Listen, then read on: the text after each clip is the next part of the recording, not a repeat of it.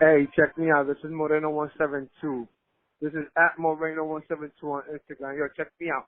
Hey, if you smoke a whole blunt and hold the fucking smoke and blow it in a girl's asshole, you will cure her from coronavirus. Take it from me, my nigga. I'm out.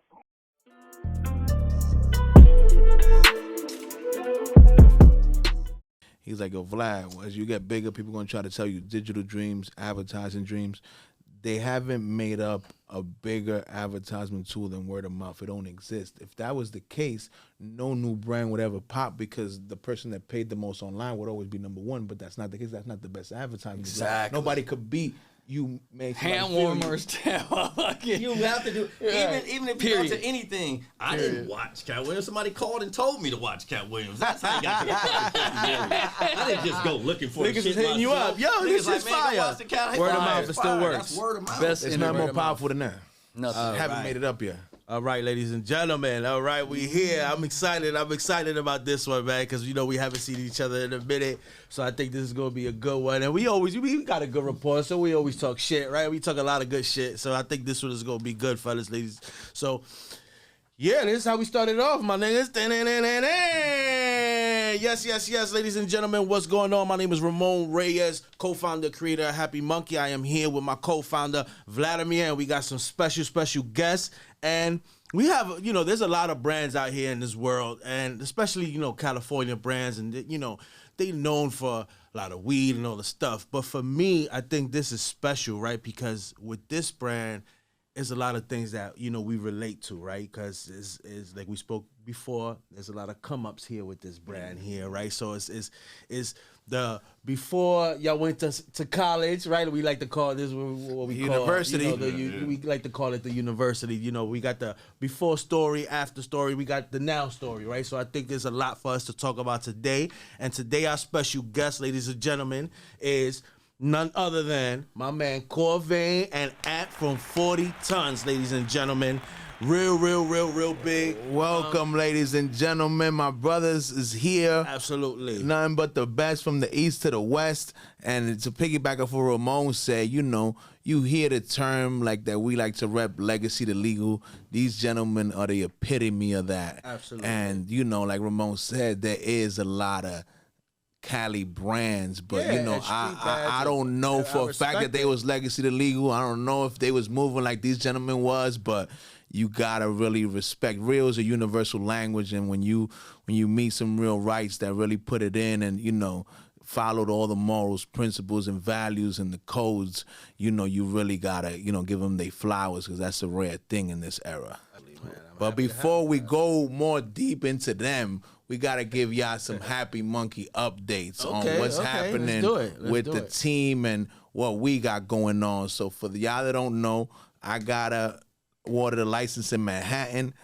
Could have been on Times Square, could have been in 57th, but, we don't do it for the clout. We do it for the culture. So I bring it back to the culture, and we bringing it back uptown to Washington Heights. Yes. And my brother Ramon got his in Brooklyn. We're going to downtown Brooklyn, and we both got our site approval, so that means we're coming soon to a theater near you, so stay tuned. We're going to start building, baby. We're going to start building. So stay tuned. Go get your popcorn. So tap in, because soon look out for a link where we're going to be hiring. If you ever wanted to be part of the vibe, part of the tribe, this is your time. We're looking for real people that really want to put it in and want to be part of something that's going to really impact the community and the cannabis game. So tap in, because we're always looking for good talent. Absolutely. And watch out for us, because, yes, we will be building, but in the meantime, we will be having like a pop-up series, downtown, uptown, Brooklyn, everywhere. We just go be everywhere, right? So, support us in that if you still, because I know everybody waiting for events. We not going to have crazy huge events because, we building. So we go have these pop-ups where people could get together. We will give everybody personal updates on what's really going on with us. We'll have the different merch that we got, right? What else we got going on, David?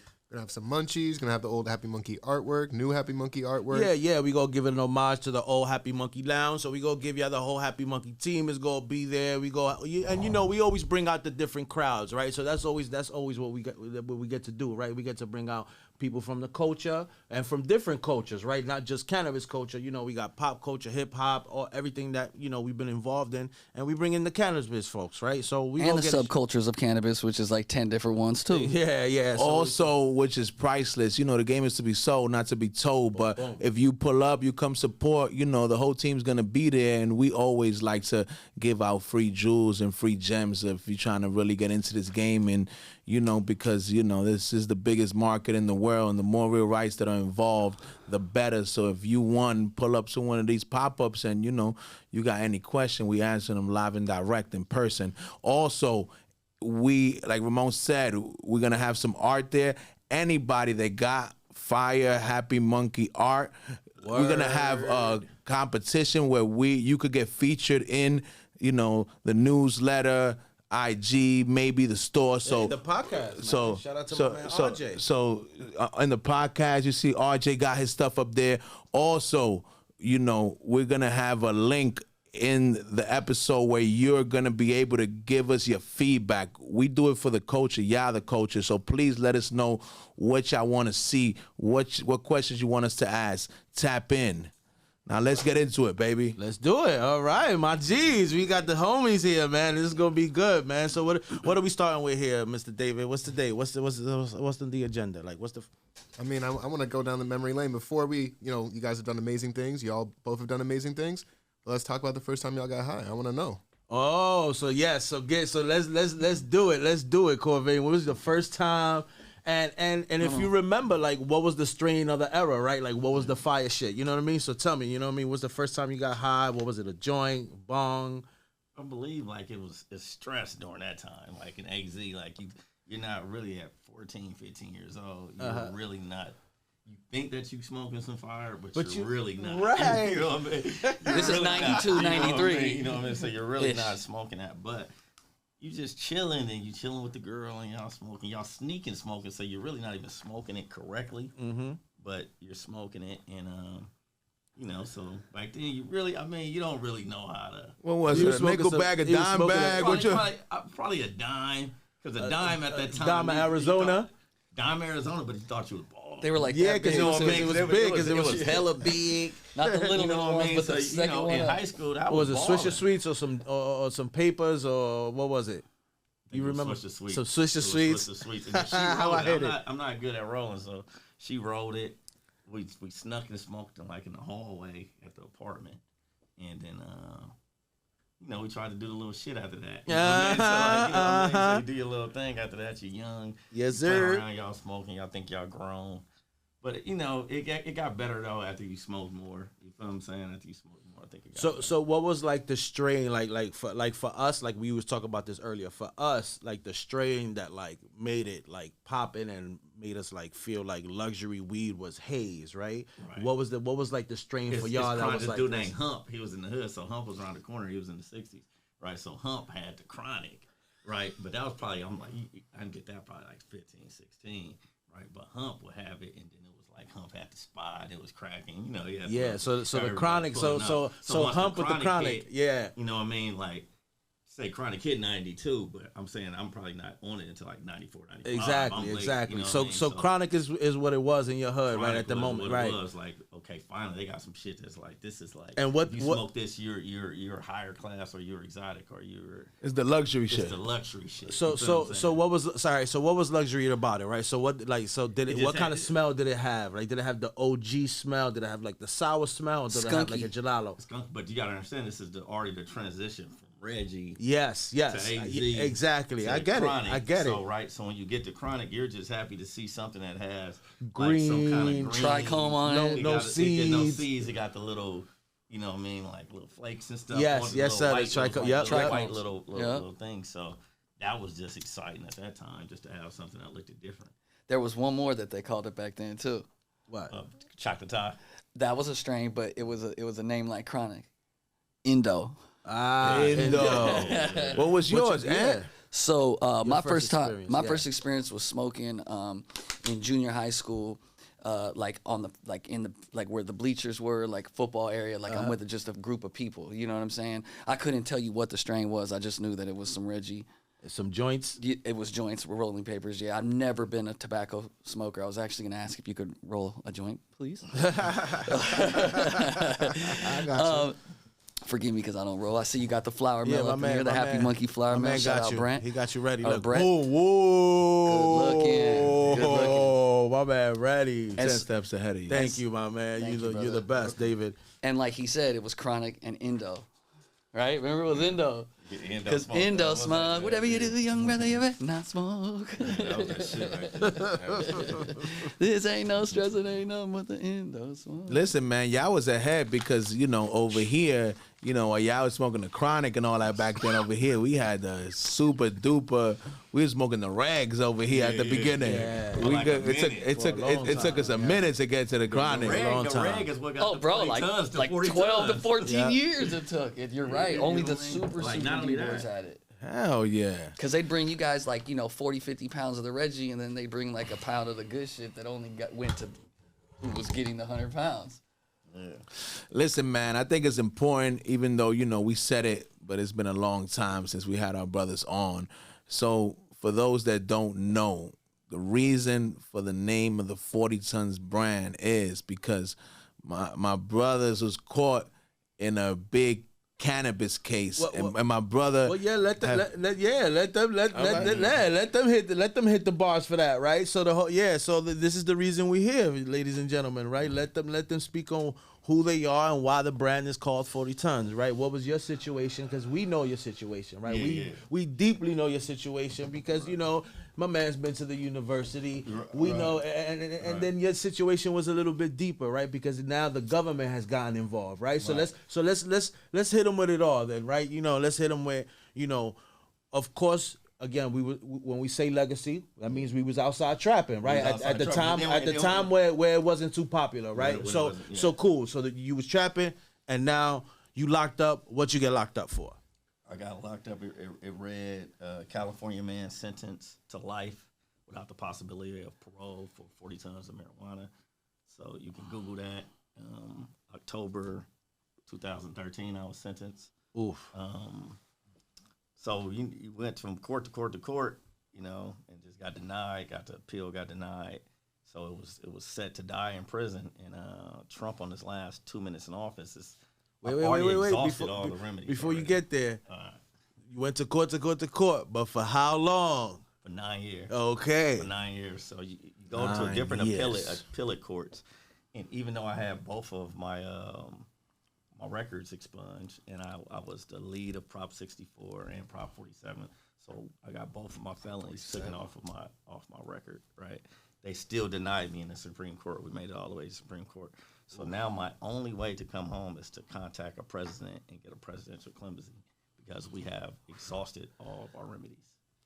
Right? So it just keeps going on. We hit the winning lottery ticket. So it just kept going on. So before we got the winning lottery ticket, we get to that point. Then there's this amazing piece of technology that comes out called, the Clubhouse. Before Clubhouse, and then is Nas did the documentary on. It was during that time, yeah. Nas did drop that in November, and Nas the rapper. By the way, just saying. By the way, so shout out to Queens and shout out to Nas and Jungle and all that. And then I let Ant continue the story. The full circle of all this is that I met Ant on Clubhouse. Corvain was still serving that sentence, and then Ant's gonna tell you what happened. Clubhouse was pivotal. And Clubhouse came out during a time where just the world was indoors, and you couldn't get to the Vlad and Ramones of the world because if it was a normal point in time, the Vlad and Ramones of the world are not easy to get to. Mm-hmm. And so at scale, all of those types of people got to each other. That's how you were able to get into the same room with Gary Vee. Right, was things like that. And so obviously Cannabis had its culture within Clubhouse, and then we did our thing there, and then trying to get signatures that his attorney had set up for him each time. And keep in mind, you got to start over when one president denies. Like once Obama denied me, and we reached to I think 22,000, right, under an Obama administration, me and Patrick McGrew, we have to start over with Trump. You can't, it's not like you can't just get those 20,000. They don't go into the new president. They don't go up under Trump's administration. So you have to start your signature, your change.org over again. Mm-hmm. And so that was started, and then just figuring that stuff out. And then instead of trying to sell a product, it was more so build a brand to get them out. Yeah. You guys never saw my picture on Clubhouse. It was always the 40 Tons logo. So then that way rebranded 40 Tons as like getting my guy out. You know what I'm saying? Yep. My man was going hard. You too. were crazy. You were going crazy. And then I was like, damn, this is a real friend right here. Because I've been there, and people don't go hard for you like that. See, I need everybody to understand, right? Like, everybody be out here rapping, talking, or whatever. And, you know, even me, that I done time in prison, I did 4 years. That's a skid bid. What we talking about here is that your release says deceased, and everybody thinks they tough, and everybody thinks they about that life, but that's a different level of circumstance. That's why, you know, I got the utmost respect for my brothers here, because that's a different level of, you know, keeping really your composure. You have to really choose yourself. Like, okay, I committed this crime. I'm not gonna take, because they're gonna come at you every single day with, oh, boom, go get Ramon off the street. You know what I mean? Yep. Go get Vlad off the street. Boom, boom. Then you do business with Vlad. Yep. So you have to choose yourself and your dignity and your freedom over all that. And your dignity has to be, I'm going to lay on this bunk and I'm going to come home the right way. And that's what you got to do. Came home the right way. You got to respect that. And what'd you call it when you got out when we walked through the airport and the paparazzi came and I turned it into an MC Hammer meme? What would you say? Oh, Clemency is better than the lottery. Yeah. Because lottery, you just get some money. With the Clemency, you're getting your freedom back, so you can get as much money as you want, or you can get as much love as you want. You can give your kids. You can do more with everything. But if you just gave me some money, I could still be stuck in jail with the money. So the context was it was a dope, like, if you catch the news clip, it's dope as fuck the way that he did it. And then a friend of mine took the clip and turned it into a dope meme, though, not like a making fun of one, but like dope. And it was funny, and it was so dope. We're like, we need to trademark this shit, because better than the lottery. That's a statement. Clemency is better than the lottery. You know what I mean? So it's like, and the reason why he said that was because the newscaster said, "What's it like? What's it like being a free man now?" And he's like, "It's better than winning the lottery." Right. And we're coming out with the book, so Anthony's got the shirt on, to Look Into My Eyes, the series. Nice. So it's paying homage to how we was talking about the Chronic. Yeah, it's paying homage to the Chronic. You feel what I'm saying? And it's a legendary LA thing. Yeah, I always love gifts. So, and then it's yours I love gifts. Yeah, the story of Corvain Cooper, the last of a dying breed. Yeah, so I vouch for that. 1, 2, and 3. You know what I mean? So we're gonna tell the whole story on how we sold the 40 times. How we started off with the 8th. And that's y'all's too. Nice. No one should be a prisoner. And that's what I want to get back to here, ladies and gentlemen, is, you know, I had to do what I had to do to survive and take care of my family, not by choice, not because it was cool, paid for my consequences. These gentlemen did the same. If you don't have to stay and do what you got to do, no matter how hard it is, you going to school, you got a job, because the part that all these rappers and all these people on IG ain't telling you, that your friends and your girl and everybody you think is official, when shit hits the fan, it gets real. So it's not worth it. You know, I tell people every day I wake up, and I'm sure Corvain and Ann feel the same, I'm a billionaire. You always so positive and happy. I said, why? I said, because I ain't dead in the jail, so I can't complain. Yeah, and when these fake dudes gone, you know, I shall remain. Yeah. There you go. Shit. So now let's get into, like, you know, because to be honest with you, that's another reason why I got so much respect for y'all, because it was easy to get out, get caught up in the hype, forget about what you went through, forget about the other 40,000 people that are still in jail. What was the epiphany as soon as when y'all came home and y'all got right to start this movement and fight for the rest that's not home like y'all? And when he picked me up, we already had the 42, I had a 40-ton hoodie already put on. But the reason why, right, is to get, we got the picture of it. To get something like this is like 1 in a million. That's why it's like the lottery. It's like, there's millions of people that wanted clemency. There's millions of people that's stuck in jail. There's millions of people that want this position. So the whole thing, if you do that and you don't serve your purpose that God gave you, and you just turn your backs on the dudes that's locked up, then it's like you just shitted on the whole reason of why you did it in the fucking first place. You feel what I'm saying? So it's crazy. Like you can't do that and not have purpose, especially when you are when you are going through a situation where the president of the United States that you are dependent on and he's going through so much shit, and he's going through tax evasion, he's going through storming the Capitol, and he's going through this and that, and voter fraud and all this, and he still gives a fuck. On going through that, he still gives a fuck about little old you from South Central, from the East Side. You gotta pay respect and do some shit with the opportunity that you were given, because he could just turn his back on everybody because everybody's going against him. I gotta check you there, Corvain. Yeah. You ain't gotta do nothing, because I done seen plenty of people that have dodged big bullets like that, and they get caught up in the hype. They come home, start hanging with the homies, start hanging with the girls, and forget where they came from and the rest that came from there. So y'all are a rare breed that you follow through with that. Everybody don't do that.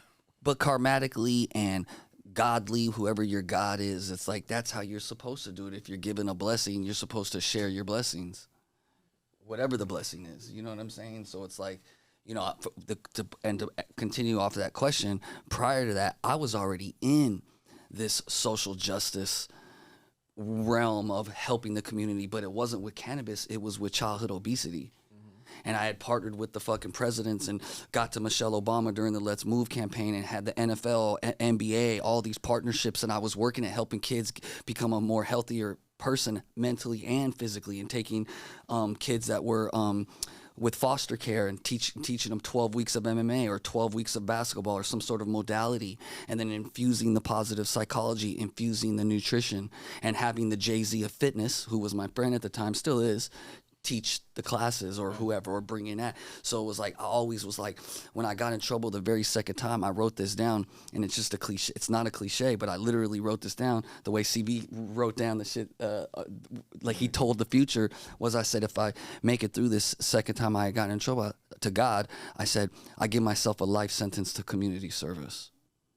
So then, that was in 2008, and then I built a 40 tons 14 years ago called the fitness shit that I was doing, Jump for Joy. You could look it up.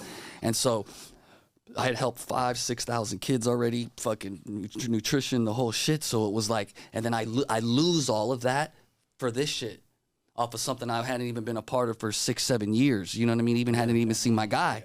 So it was like, you know, I had this feeling of just wanting to help. And now I lost the passion for that. And my boy is dealing with this shit. Like, I got to help and do what we can do. Plus, I just, you know, we was in the sandbox together damn near, you know, so it's like, you know, figuring out how to do what you love and make money so that you could live a good life, but then also take that and like improve on things.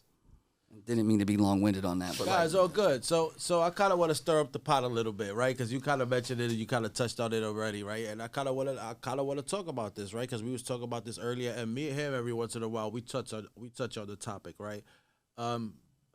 So how did you feel, right? Because people could say whatever they want, right, about Trump, but this is the person who got you out.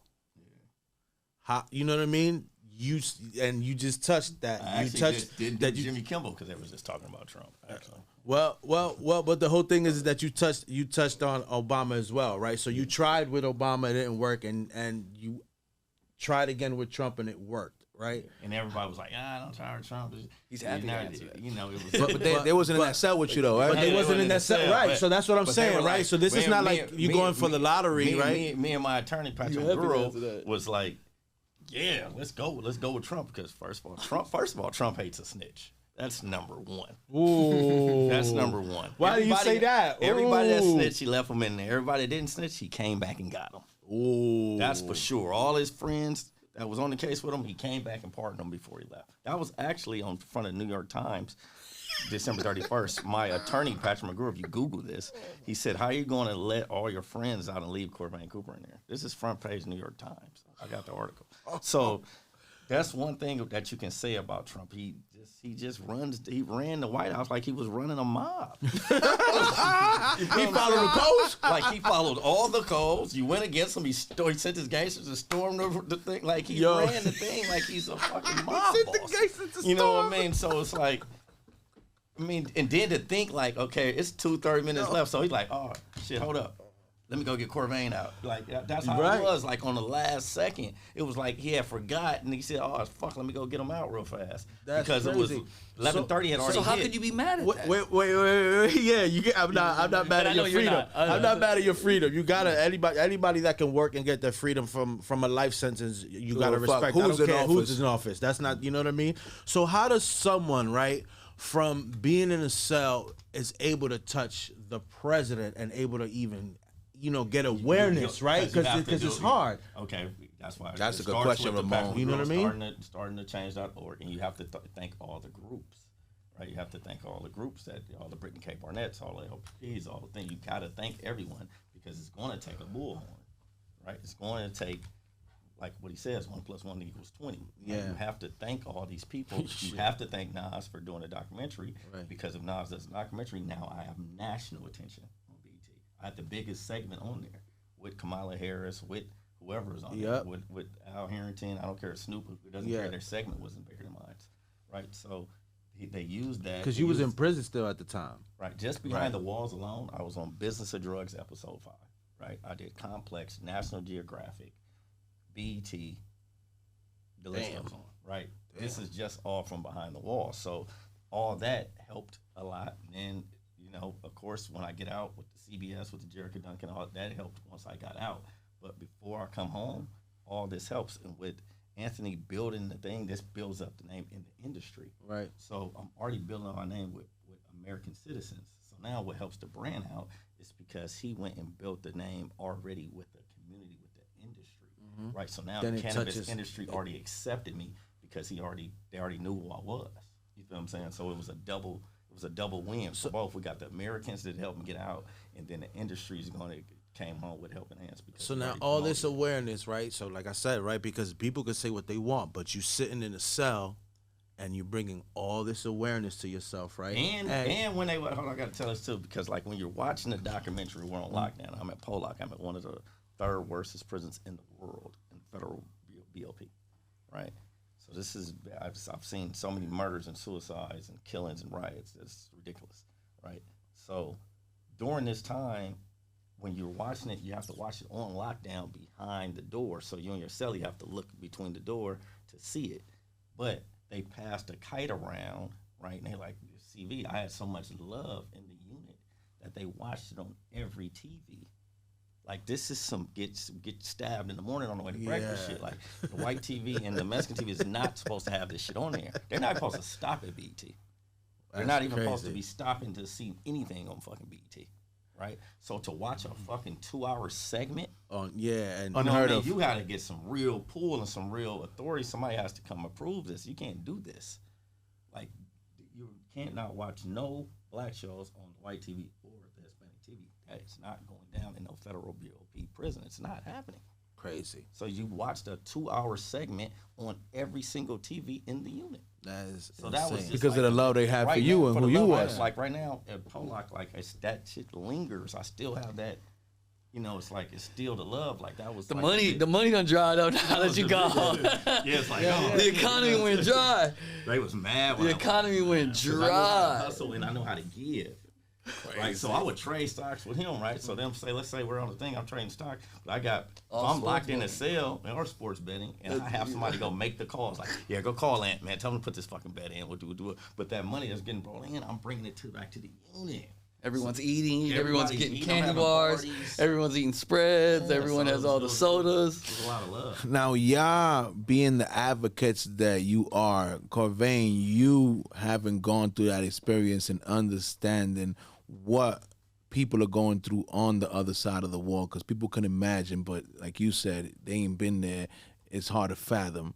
What do you think now, you being home now for how long you been home, Corvain? 3 years now. 3 years. So now after you've been home 3 years, after you going through what you went through, what policies do you think need to be changed so shit like what happened to you and not happening to others don't happen no more?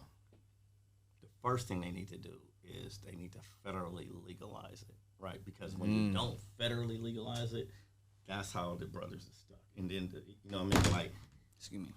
It's our real brothers that's stuck in there. You feel what I'm saying? Like, I gotta play something for you guys because, like, you have to hear just the joy and the things that they're going through. This is just from receiving some letters, right? This is Mohammed Tahir. About 100 to 140 postcards that got sent to me. I'm like, what's going on? I was like, man, they came perfect. Well, they came in perfect time because, when we're locked in, we don't get nothing but mail. So this is the CO like that does put a lot of freaking mail in every single day. So I'm like, I'm like, damn, bro, and I'm just, How you? 100 letters, 100 postcards to make them feel good. You feel what I'm saying? Like, so we do a letter writing campaign because I was once a recipient of the letter writing campaign. Just forgot to bring the postcards in here. Yeah, we got That'd have been dope. But it's just the fact that we want to. Our brand is tied around making them famous. Like everything's gonna be 40 tons is gonna be the smallest thing that you're gonna see on the thing because it's not about us, it's about them. And what Mohammed Tahir, who's from Buffalo, New York, who is serving 25 years for just 100 pounds of cannabis, was talking about on that call 3 days ago was it was right after the retail event that we saw y'all at. When we left, that is when he called, right? And That's crazy. And randomly, and at MJ BizCon this year, which was a month ago, we had the biggest fucking booth there. It was like 80. It was massive. We had a prison cell booth. Like we took over. Forbes did their write up on the whole MJ Biz, and we were the feature on it. And it was like community over corporate type something, right? And so we did these postcards. And I had hand drawn the prisoners with the NFTs, and I never put an NFT project out, and then we repurposed it to postcards instead of just writing on blank sheets of paper. So everybody got like thousands of postcards went out. So every individual person got like 100 or 200 type fucking postcards. So he's getting and it's a postcard of him. Not of like the Eiffel Tower or the Statue of Liberty, which is dope getting postcards like that because that was my thing whenever I would shop. That's my thing now. For 20 years, I was sending postcards to the prison no matter what country I'm in. So the homies got mail from Pakistan. Yeah. I've been everywhere. Everywhere that he went, I went. Since 2004. That's crazy. I got uncles and brothers and friends that are like my uncles from another mother type people that are still in my life because I always send them. I send them now. Yeah, he got some early. That's my thing. Like you have to stop at the store to get postcards from me, no matter where I go. That's my thing. So like you have to allow me to do that. But anyway, we had those postcards of the prisoners, and so that's what he was talking about, and it was fucking dope. That's dope. And now all the dispensaries were bringing them into so that they could continue it. And so, in your opinion, what policies got to change for this things to stop? Aside, Corvain said, it's got to be federally legal, but what else on top of that? So stop in terms of like criminal justice part or the part of getting access to the industry part? No, I'm talking about like stop like people getting incarcerated. Like gotcha. So policies. Definitely the changing of rescheduling or descheduling is a very important factor. It all stems from the fact that if it's still technically a Schedule 1 illegal substance, then they have every right to enforce it as they should because that's how Schedule 1 is set up. So it has to be removed from that. And I think there's no policies that can be made while it's still Schedule 1. You could create all this policy this and policy that, but this state may not agree and this agency may not agree and that, so it may not click together and make it all work. So I think like at the end of the day, we need to change that. But in addition to just legalizing, I don't think they're just going to open up the gates and say, hey, everyone's free now. So we're going to still have to fight. And we're still going to have to make our points, and we're still going to have to do 152,000 signatures, and we're still going to have to get on the microphone, and we're still going to have to knock at City Hall's door, and we're still going to have to do what you just did tonight that you had to be late for. We're going to still have to continue to do all of those things at scale, but now we have a less monkey on our back, no pun intended, of a Schedule 1. We now could say, well, it's Schedule this, it's Schedule 0, or it's Schedule 3, it's Schedule 4, whatever the fuck it is, right? We have that now in our arsenal of bullets. Because it's been like no drug that's been a part-time drug. You know what I mean? It's only not when it's not beneficial, then it's a drug. When the government and everybody's not benefiting off of it, then it becomes a crime. But as long as it's on the stock market and as long as it's on here, it's legal. And what's the budget every year to enforce cannabis? Whatever that number is, ladies and gentlemen that are out there watching, Google that. Whatever that number is, the way that we change it is we make enough legal money that's more than that amount of money. Okay. That's when it changes. Well, let me ask something. I guess I'll ask all three of y'all, right? Because maybe because you let me, know the feeling as well, right? So when you first came out, right? Boom. First of all, you got the notice. The president let you know you coming home. what was like, and I'll bring it to the munchies, because we love munchies. You know what I mean? You know, regardless of the fact, I know we get all serious and all shit, but we love weed and we love the munchies, right? So I'm gonna bring it back to this, right? While you was in jail, you know you get as much benefit as you want, but you still ain't got the dishes from outside. Yeah. You know what I mean? What was like your favorite dish? And I asked all three of y'all what y'all was waiting for when y'all came home. Like, well, this is what I want to eat as soon as I get touched down. Probably like a steak or like some ribs, but that wasn't but the from first where? thing. I ruined his first. Like, I ruined his first the dinner, first but it thing. really wasn't my fault though. Why? What do you mean? Wait, what you mean? You ruined it and it wasn't your fault. We hold on, though, before you say it, we were in the middle of nowhere. Before you say it, Wait, but what did you want though? What did you really want? Like what Some you was ribs. waiting? I love ribs. You was waiting for some ribs. Yeah, I like ribs. we're in the middle of nowhere, Louisiana, not anywhere near a major city for 3-4 hours in the sticks, woods, dry bean. It's The swamp. And it's 11:30, at night. There's nothing open. The first thing that is open when we're hungry is McDonald's. you know what I'm saying? I fucked it up. So that's my fault. Like I wanted to take him. He was. That's not what I wanted. But He was, he was with me, but I came to get him. But it was like, where else was I gonna take him? And like that shit was some filet mignon to him on that day. So what you ordered? What you ordered from McDonald's? Chicken nuggets. You got the I had the chicken nuggets. But that sweet and sour sauce was killer though. You get the fries and the motherfucking there. That shit was fire. How about you, Ann? What was like the meal that you was waiting for? Like, yo, as soon as I touch. So it's funny because him and I have a lot of the same palate. We eat very like plain, like steak, potatoes type things. But it was depending on which time it was at each time. But Benihana's is my thing. Benihana. And I love the He went steak from with the simple to shrimps. Benihana's. That was hibachi. Whoa. Like hibachi's the thing in our house, and like we go, don't we? He's always telling me like you're going to Benihana's again because it's like it's bullshit to him. It's like McDonald's to him now. You know what I'm saying? Right. But to me, I like hibachi. Yeah, you was waiting for it. As soon as that was like boom. On his birthday, I took him. I took him Yeah. again. Which is like that's not like a super expensive thing, you know what I mean? Like Nah, it's an honest meal. He said it got nothing to do with it's expensive. Like, it's yeah, it's about just what you shit was that you've been waiting. dreaming about that you didn't have access to in there. Exactly. So then we did get him some ribs, and it was because we landed in Dallas, where we drove from. Them ribs was bomb. Yeah. Brittany got me the ribs from the place across the street in Dallas. Yeah. It was fire. So I ended up getting them. It was just the next day. So we drove from Louisiana to Barbecue Dallas ribs or before we honey caught a ribs. flight Or- from Some Dallas. barbecue ones. I They was was with him for fire. his first 2 days out. So what's dope is it took him 2 days to get home. So it took us 2 days to get home because we had to drive from like nowhere, Louisiana to Dallas, Texas. Then we stayed in Dallas, Texas for a full like 24-hour cycle. You know what I mean? And hung out with Brittany K. Barnett and Chris Young, and it was a beautiful, beautiful thing. So we had 2 days before we even got home, and that little journey of those 2 days was. Then dope. they announced the shit on the plane. That shit was sick. I'll never forget that. They announced it What on they the announced on the to plane? Yeah, I did that. I What? went to the stewardess and told her The that. stewardess announced and told everybody to the that stewardess I got out of jail. Like, That you got the clemency, that you know, And what they I mean? slapped me and people was that the crying. president, that the Stewardess president did that. gave you clemency. Oh my God, people were all those real Trump supporters was on there coming from Dallas. He has real supporters. I mean, people were fucking crying real tears, like, oh, and he's gone, and it was a fucking thing. I went and asked the stewardess Then if when she we could came- announce Then that. when we came through the airport, it was just like it was pandemonium, bro. I've never seen that's it like that crazy. before. Like, He loved it too. He loves that shit. it was pandemonium.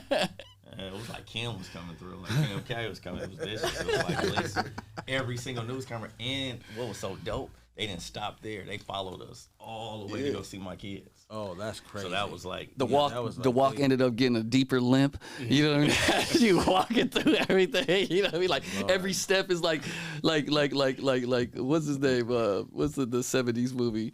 Like Kojak. You know what I mean? Or Slash. No, what's his name? Fucking the pimp that's in all the movies from the 70s. Superfly. The other one from New York, Stash. I'll think of it. I can't remember. But walking like that. All right, so wait. So ribs, Benihana's. And me, I used to dream about, that good old Dominican rabo, which is oxtail in English. Cause you can't get that up in the pen. So I used to sauce, dream about with that the with the salsa. sauce and the rice and beans. I used to dream about that. But I wanted to ask y'all, man, like now, 2024, you already done made 40 tons, a name out here from the east to the west. Now, how do you continue impacting the culture and making a difference now with your voice and your platform? I think basically like keep putting the prisoner first until they come home, and then use the cannabis career fairs and everything that we do on the side of fixing out what we're going to do when they come home, right? Keep doing that so we can because if we don't do that, then once everybody comes home, then the brand stops, then the love stops, then you have no length, right? But in order to have length is to hire everybody, then and one day we can say we've hired 50,000 people, or we made sure 100,000 people got a job. Like at this point right now, today, we can say we've given out over 500,000 just headshots and getting LinkedIn profile and getting you ready for a job, right? So if you gave out 1,000 of those worth 500 apiece, you gave out over 500,000, right? So that's up under our bread. So it's like a numbers game, just like Apple and anybody else does. We're going to collect all our data, and we're going to collect all our numbers, and we're going to collect our emails, and hopefully one day we have 100,000 emails and 200 million emails, right? And then when you collect all this data, that's when your brand is going to be worth something, and that's when we can help more people. Right. All that. And then just optimizing, using software, using research, using methodologies to just build business. You know what I mean? That have to do with unit economic understanding, supply chain understanding, culture understanding, marketing understanding, all these different things, and just using the foundation to help more families, like as much as we can. How we raise $9,000 to help the families that's locked up. We want to be able to have the data on that and help as much families next Christmas. And Lord knows we could have used the $9,000 for like supply chain shit and for our own. But it's Christmas. like, you know what I mean? We'll get there. We'll get there. Right, for real. For them, you feel what I'm saying? Like, you feel me? So now, like, I really want to know y'all perspective, because I know y'all been watching this game, being from California. Now you see it hitting New York. Like, it's a loaded question with a few different answers, but I wanted to know your opinion. So where do you see the future of cannabis in general, and y'all seeing the difference between all the markets between here in California? What do you see now that y'all see where New York is at? Where do you see New York in the East Coast heading? And then we both probably have opinions, and a lot of it probably overlaps. I could go, you could go, but you can go first. Sure. I think that so the thing is the overall cannabis industry, no matter what, it's a supply chain industry. It's a consumer packaged good industry, right? So no matter what you're selling, you have to be able to operate within a consumer packaged good model, right? And so cannabis, with all its extra regulation, extra taxation, extra this, extra that, makes it even heavier and harder, right? And so how states come online is really important to this industry, right? It isn't like this chocolate factory can't do what that other chocolate factory in this state versus that state, so you can only sell candy, but none of that shit exists other than in our industry. So because of that, it's caused so much bullshit. So my answer is a little long, but the thing is in order to build. Listen, brother, we want to hear the knowledge. I ask the question. I want to hear the whole fucking thing. white guys fucking talking so much, but I want to give them game. So the thing is so we're in the CPG. Boom, we have this tumultuous market. Boom, how do the levers that get pulled when this state is coming on? How do they get moved? Right? Do you throw 1,000 licenses at it and just let everybody run and deal with an Oklahoma situation? Do you restrict all the licenses and make it a thing that's, where no one can get it? Do you spoon feed it? Do you give it more? Do you give it more? Because, you have to understand. And the one thing that I look at always in every economic situation is supply and demand. And what New York is doing right over the 100 of things that they may be doing wrong is that they're keeping it a high demand market with a limited supply of product, which is a good problem to have than the opposite. These are all problems and we need to solve them. So when you ask a question like, how do I see the industry and how do I see this? I just have to learn how to fucking swim in the mud. And as long as I can swim in the fucking mud and get to the other side, I have And we have the knowledge of this supply and demand and how this operation works. And if you have a direct relationship with your consumer, that's just swimming in the mud. Because once you get to the other side, your consumer's there waiting for you. So if you put in a lot of work in building your brand and building your infrastructure and building your database and having more pieces of data on that individual person, name, email, phone number, address, birthday, what they like, what's favorite this, where color, they're, all that kind of shit. The more of that you have, right? Think resumes. You could parse their resumes, which, by the way, we want to donate something to the people that you'll be hiring for that you were talking about in the beginning, piece of software.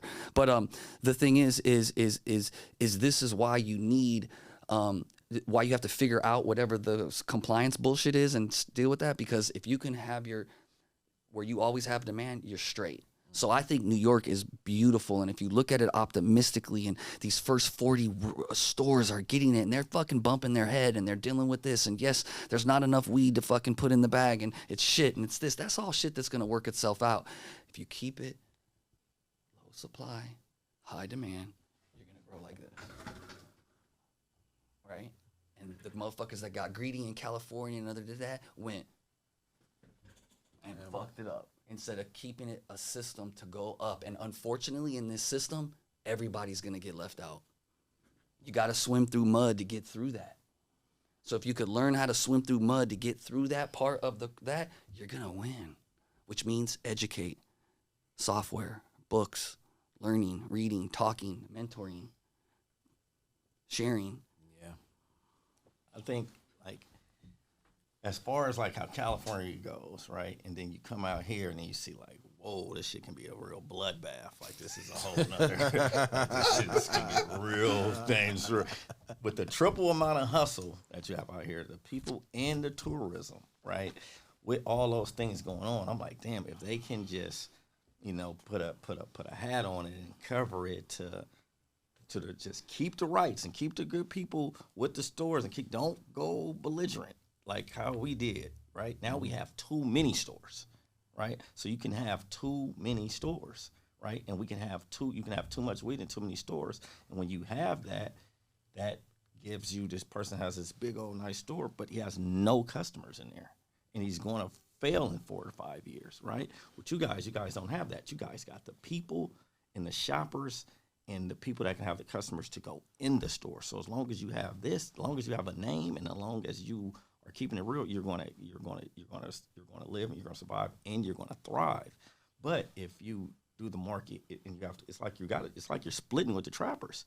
So even we are dealing with the trappers with 1,400 stores, right? So if you get to, let's say, 400 to 500 stores, and then you have the 300 other stores. Now you only have 800. That's still enough if you cap out right there, right? But if they cap out like us, and now y'all make it to 3,000 stores, right, at the end of 4 or 5 years, after they keep boom, boom, boom, everybody gets licensed, boom, boom, boom. Now y'all going to run into the same problem where you had all the stores, the Midmans and all that, and they did the 500,000 the first week and the millions, and they did those numbers too, but now they're no longer doing those numbers, and everybody is crumbling.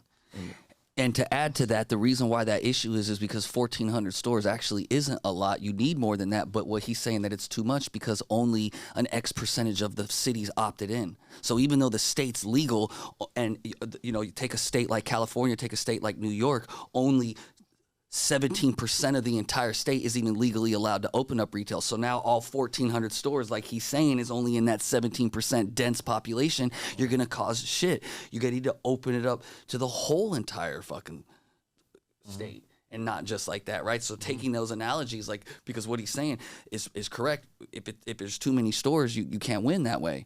So it's like, there's a lot of balance. There's all these levers and all these macroeconomic things that have to work. And like just licensing is only one part of it. You can get the license and then fuck yourself off because you don't understand how to build a business. Now, for the most important question that everybody needs to know, why are y'all in New York? And what's happening with 40 Tons and they brand in New York? Because people need to know. Take it there, then Sure. So number one, we're from California first and foremost, right? Los Angeles. So anytime you build a business, you're going to start in your own state, right? And when you go to make a decision to like where you want to move next, in the sense of not just like collaborations, but like actually your products and create a actual product line in a certain place, you want to pick places that you A, have a lot of respect for, B, the market is there, C, you know people, D, you know, there's an advocacy element, E, all these things, right? And so New York checks off all of those things. And, you know, New York is a place that he and I used to sell the brick weed to 20-something years ago. You know what I mean? So, like, we have an affinity. You know, we used to drop it off to the Jamaicans out there. You know what I mean? They were moving a gang of them. Like, and, like, everyone was rocking with them at that time. It seemed like it was insane how much they were moving. And we were just this and that, and you see how big 40 tons is, right? So fucking, and it was dope. And so that, and then my whole family's from New York. My mother, my grandmother, my grandfather, all my aunts, uncles, everyone is from New York. You know, I'm just born and raised in Cali. So like I have that in me, and then I got my cousins on the Jersey Shore, and like, you know, then upstate in Buffalo, and like, you know what I mean? So it's like New York was that, and like you guys just like embrace the equity, impact, do what's right, plus culture, plus music, plus hip hop side of this plant that like a lot of not that many states are embracing that, and you guys are keeping social equity at the front of your fight. And whether you're winning or losing that fight, it's been that fight for y'all since the beginning, and you guys have been fighting that fight for and we're the not country. letting up. You know, on the last episode, and doing it the correct way. And plus, man, everybody been taking Cali packs. All of a sudden, let's not get sensitive now that it's legal, and all of it, there's a Cali brand over here. All of us, you know what I mean? Like everybody been taking packs from over there, man. Let's not get too crazy. But where we gonna find this homie. at? If the people want to go find this at, where can they? What does 40 Tons have here in the market? What could they find? Like, I mean, they need to know what's going on. Follow 40 Tons brand. That's on Instagram. Follow that. That's gonna get you in. That's gonna get you the information quick, right? 40 tons. 40TONS BRAND. Okay. Because we're shadow brand. Yeah, because we're shadow brand. So if you type in FORT UI Lucy, we gotta say that. Yeah. Then 40tons.co. Now you can see every event that we have, everything that we're doing when you go to our website and see what we stand for. We want you to really investigate us before you even fuck with us. Yeah, but you guys are already in stores here, right? That's it? This week. Yeah. So we're here. We're in stores. Those are the stores that you want to go to, and we'll share those. Legal stores, ladies and gentlemen, not the trap shops. The only stores. Yeah, we don't. We don't even know who has that. I wish I did. Shit, cut me in on that motherfucker. Yeah, we gotta clarify it, right? We just gotta clarify. You want to give them the stores? Yeah. So you know, definitely gonna be in Strange Stars. Shout out the guys over there, and everybody read about the name. We personally went, pulled up, touched the pavement, spoke to the bud tenders. We're throwing a big event tomorrow specifically for all of retail. We got a ton of people that want to come, but it's not about.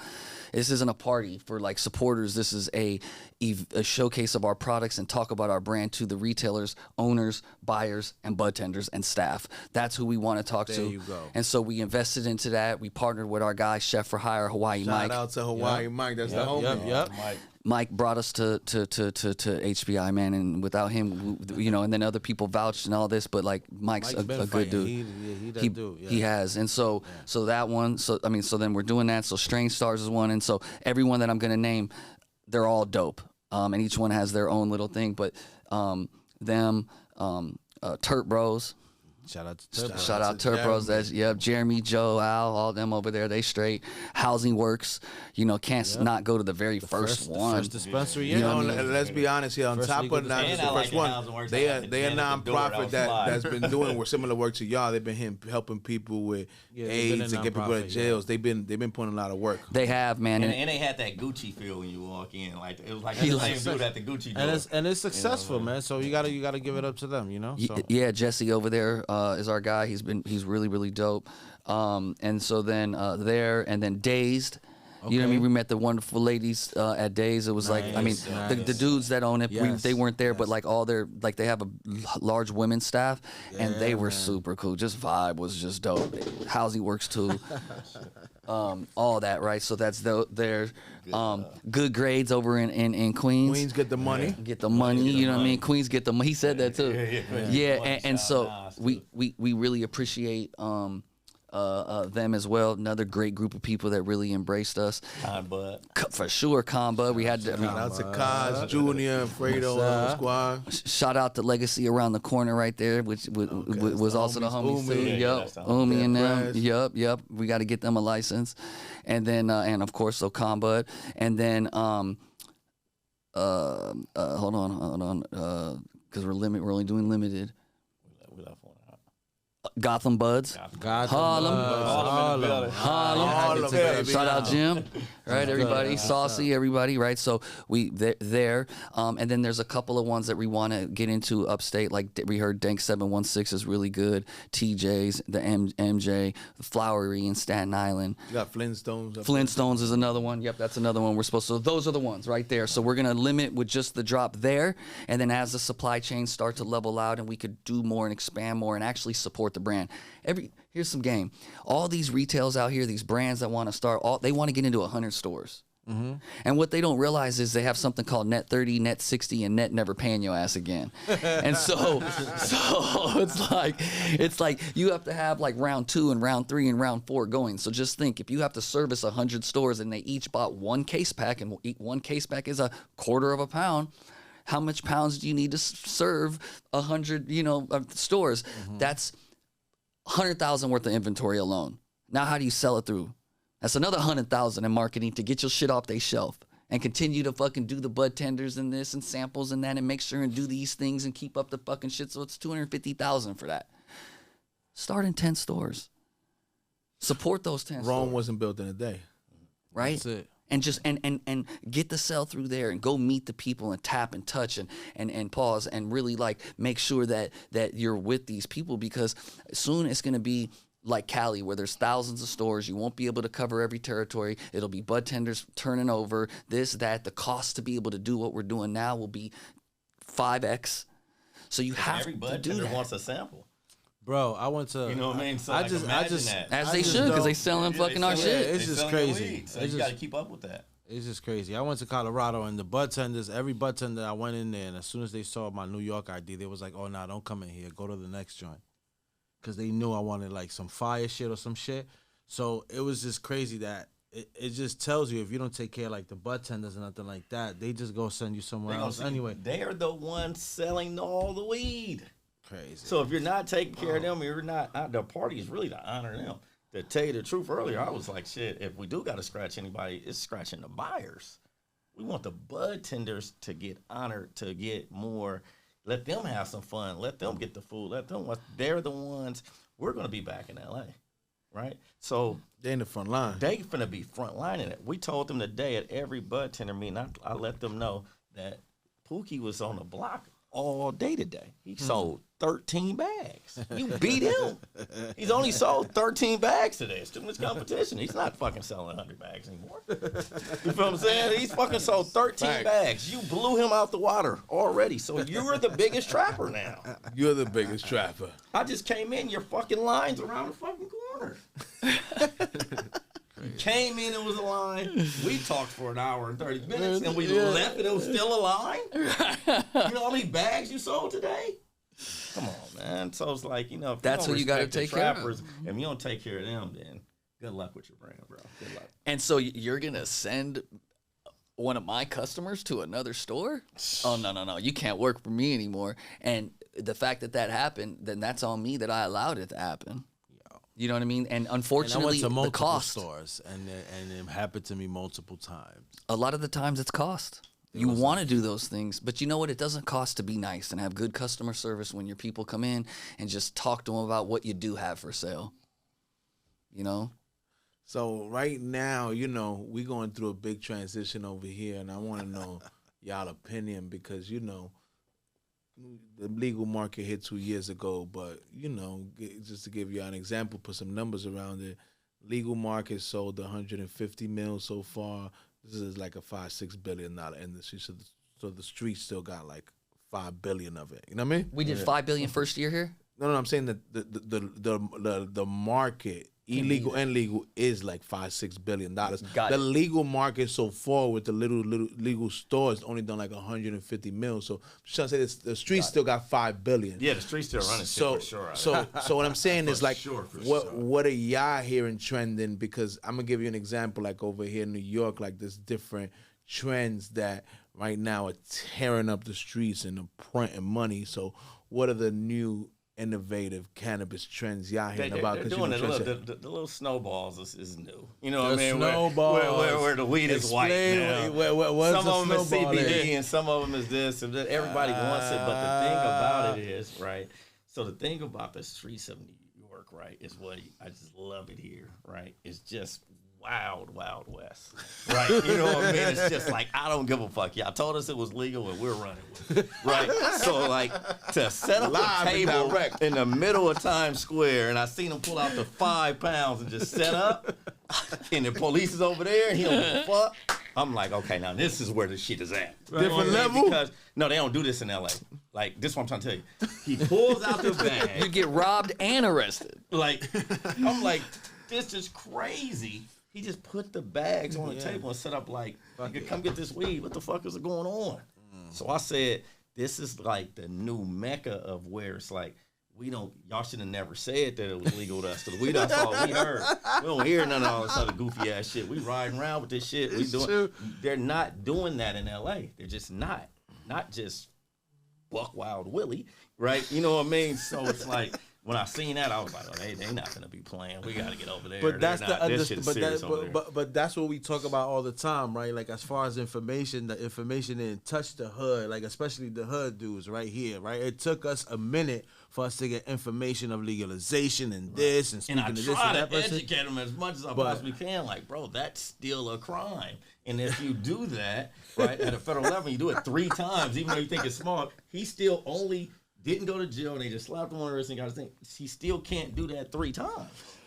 Because now that's 3 times, that's 3 strikes out in Cali. So on the third one, if they call it the conspiracy, it's, oh no, not Cali, anywhere in America. He's saying that anywhere in America, the feds could hit you 3 drug crimes. My 3 drug crimes was 1 pound of marijuana. Mm-hmm. My second one was a bottle of lean. Mm-hmm. And the third is the 40 tons conspiracy. So those 2 that you thought was, man, I ain't nothing but a pound of weed. That was garbage. He just got caught with the pills. That's not nothing. Yeah. No, it is something. That's a drug crime. I mean, these legal large scale grows with the small are moving packs. Yeah. The legal large scale farms, monster farms, are pushing packs. Right, and it's just, and whoever it is whoever it is. You damn near so can't really every level of the game, from the guy on the corner all the way to that guy, because of how fucked up this industry is forced to do that. So in New York, it's like, well, fuck it. There's 3,000 trap shops or whatever they're saying to the 40 regular ones. Here's the thing: we saw a fucking, what was the sign on there? Cease. It was a whole cease thing, and he just didn't give a fuck. It was on his shit, and you could tell it had been there probably for a couple weeks.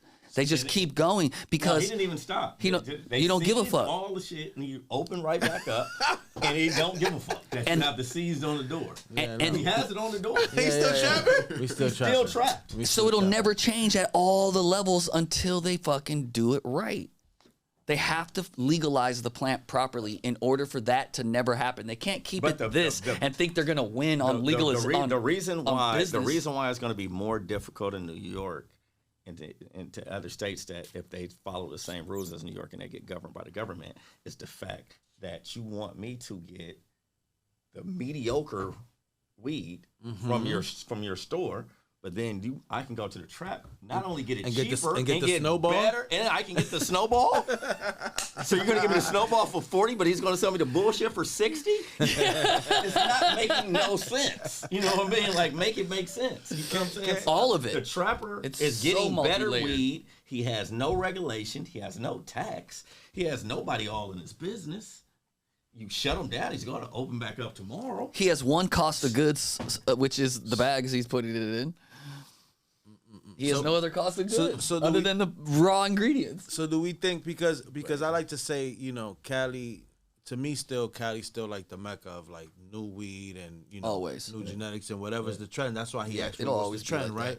So do you think, because y'all live a step ahead, right? Do we think that Snowball is the future, right? Because we did talk about that earlier, right? Like the snowballs and stuff like it's that. It's a trend of the future. It's a trend. It's a trend. It'll probably go out in Cali too once it's ran its course. So what is Snowball? How about that? Let's first start with that. What's a Snowball? They have made it where so they got two different ones because they're saying one they're putting the CBD on it. Mm-hmm. It's like CBD powder. It's like CBD white powder. It's basically this powder that they make, right? That's supposed to make it higher. It looks real cool and everybody likes it off the look, right? But it's chemical heavy. It's chemical heavy, and what is happening is it's making it where they can raise the price back up like I was back in the day. They're saying, like, oh no, this shit costs $3,500. Like, no, it does not. Like, it costs $900, and you spray some white shit on it. Like, what the fuck are you talking about? Right. You know what I'm saying? Now, I'm from the same place you're from, and you're telling me that it does not cost that, bro. We said it into his ass too. It's fucking $13, $14 tops. Bro. But they say that. But they say that $3,500 one of those is like organic, and it's not the just spray chemical. And there's this like proprietary treatment that goes on it that makes it 50% THC and maybe it does. And maybe it does. And but it's some science that they did. But like a majority of that shit is shout out to him. You know what I mean? He's doing his thing. Listen, at the end of the day, that's why he's asking you, right? So the other day on one of the last episodes, some OG growers got mad at me, but we just the voice of the streets, and we don't knock nobody hustle, even though we know what you said is true. Yeah. So there's this brand right now that's cleaning up house right now, and that's what a bunch of OGs hit me up. Yo, you promoting the shit is chirped out. They spraying it. I'm like, yo, brother, I'm just telling you that they are leaving with bags of money every week from you. I don't know. That's what the streets are saying. Like, it ain't got nothing to do with me. This shit called sprinkles. The shit is like ringing bells, same shit. They charging $5,000-$6,000 a pound, bunch of money, But I don't know. Like you said, they spraying it. Then I know the streets is eating it up. That's all I know. So where did Snowball come from? It could be that his shit. No, it's the same thing. Because that's what he said. So what did they do? So who was like? So what brand is like known for like snowballs then right now? We don't know, right? That just came. That was just some street shit. I mean, it all. I don't know. Yeah, I'm saying I don't want to. Yeah, so it's all good. It's all good. But my whole thing is my whole thing is this. This whole motto is that. You know we talking about his ass too, trying to charge us that motherfucking much. But we get it though. We get it though. No. It is what it is. It is what it is. If his shit is fire, his shit is fire. They call it something different. And his shit is the best shit. So that's what it is. But the people are smoking it. They call it ice cream and all the different names. Or asteroids. I've seen asteroids too. Yeah, you got that. But then you got moon rocks, which is something totally different. Yeah. Right? But there's versions. The whole thing is there's versions of this things, right? The moon rock was a thing. The hash makers will say that the real moon rocks is not because it's like not the pure organic, because it's just the 80% of the shit is shitty white spray, and then there's that 20% that's organically made right. It just looks like that, but how do you know? Right, so it's like you got to know the people that's doing it. Yeah, there's low end that's sprayed with terps, and then there's high ends that sprayed with terps.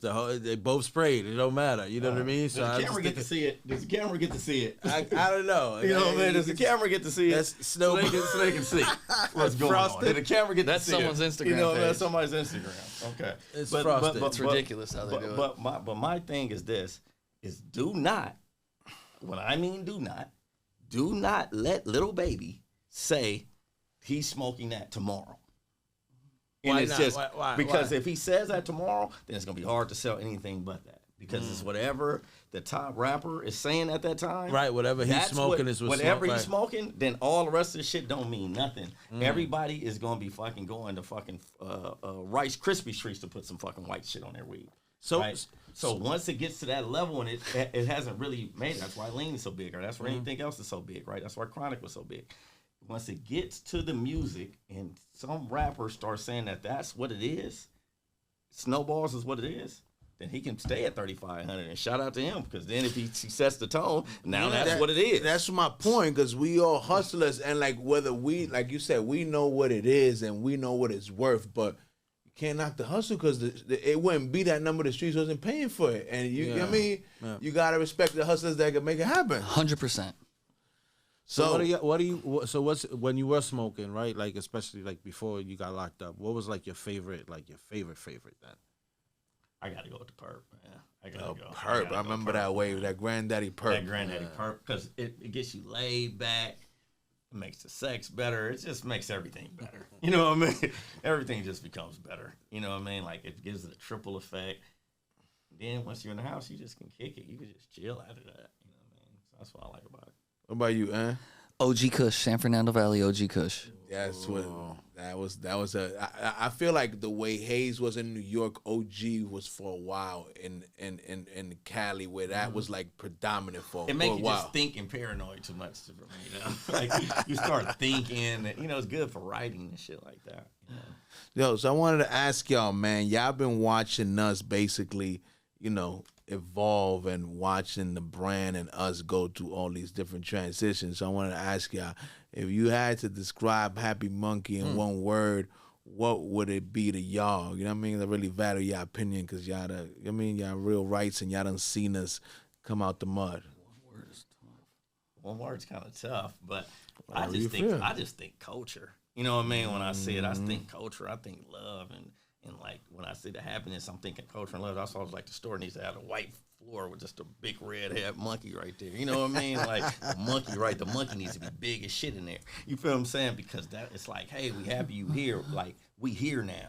Y'all don't gotta worry. We got y'all. Like we know what to do with the position. Because you can give anybody the position, but do you know what to do with the position once you got the position? What's that synonym for that word that it's like it's a mixture of like happy, vibes, culture, cool, real, dope as fuck, and it's that one synonym. It's that word. You gave us another question. I'm like, shit. You gave us a question. I'm like, okay. No, I answered it. It's that word, what it is. I just can't, what's one word that encompasses all of that? What was the different words again? The synonyms? Happy, you can't go vibes.